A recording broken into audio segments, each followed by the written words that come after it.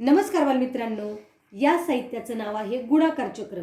या साहित्याचा वापर करून आपण गुणाकार म्हणजे पुन्हा पुन्हा केलेली बेरीज, त्याचबरोबर गुणाकार म्हणजे पट या अशा अनेक संकल्पना समजून घेणार आहोत।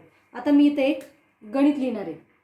3 गुणिले 4 गणित आहे 3 गुणिले 4। आता काय करायचं आपल्याला, तर 1 2 3 या घरामध्ये आपल्याला 4 4 4 एवढ्या कवड्या त्याच्यामध्ये टाकायच्या आहेत। तर आता मी 3 घरामध्ये 4 4 वस्तू टाकते। 1 2 3 4 1 2 3 4 1 2 3 4।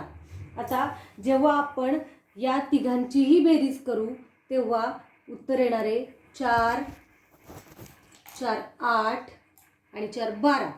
तर उत्तर येईल 12, म्हणजे 3 गुणिले 4 बरोबर 12। तर गुणाकार म्हणजे पुन्हा पुन्हा केलेली बेरीज ही संकल्पना इथं मुलांची स्पष्ट होणार आहे। त्याचबरोबर जर आपण पटीच्या ह्याच्यामध्ये लिहिलं तर 4ची 3 पट म्हणजेच 12, 3 अधिक 3 अधिक 3 बरोबर 12 या गुणाकाराच्या संकल्पना इथं स्पष्ट होणार आहेत।